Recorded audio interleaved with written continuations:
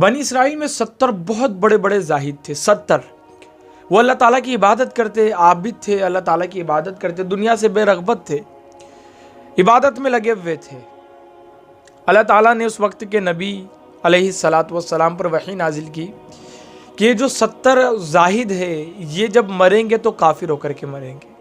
اندازہ کرے، دنیا سے بے رغبت ہے، اللہ تعالیٰ کی عبادت میں لگے ہوئے ہیں، لیکن اللہ تعالیٰ اس وقت کے نبی سے یہ ارشاد فرما رہا ہے کہ جب مریں گے تو کافر ہو کر کے مریں گے۔ آخر ان کا جرم کیا تھا؟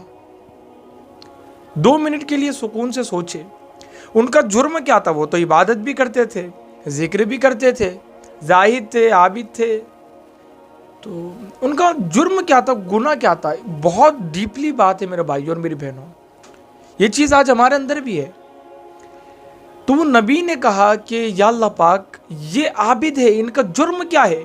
اللہ تعالیٰ نے ارشاد فرمایا کہ اے میرے نبی، ان کا جرم یہ ہے کہ یہ ہماری خفیہ تدبیر سے بے خوف ہے، اپنے انجام سے بے خوف ہے، اور یہ بات یہ سمجھ بیٹھے ہیں کہ یہ ابھی جس حال میں ہے ہمیشہ اسی حالت پر رہیں گے۔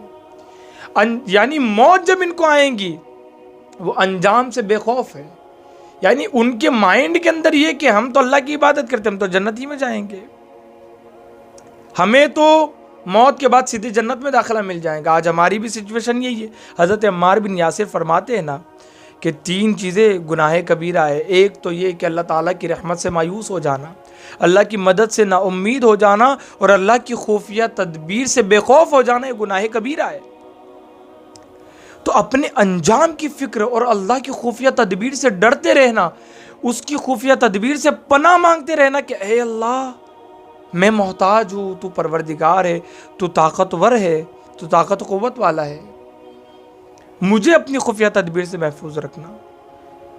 تو میرے بھائیوں اور میری بہنوں، بنی اسرائیل کا یہ بہت بڑا جرم تھا کہ وہ اللہ کی خفیہ تدبیر سے بے خوف تھے، اسی وجہ سے تو وہ ہلاک ہو گئے۔ اور یہ 70 زاہد عبادت گزار لوگ، عبادت گزار بندہ یہ سمجھ کر بیٹھ گیا کہ میرا جو ہے انجام بالکل اچھا ہوگا، اور اسی پر وہ مطمئن ہو گئے اور اللہ کی خفیہ تدبیر سے بے خوف ہو گئے۔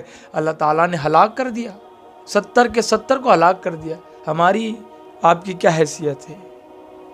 صرف نعرے لگا لینا، نعتوں کی محفلوں میں بیٹھ کر کے جوش والے اور ایسے اشعار سن کر کے بے خوف ہو جانا کہ ہم مرتے ہی سیدھے جنت میں داخلہ ہمارا ہو جائے گا، یہ تو شیطان کا بڑا وار ہے۔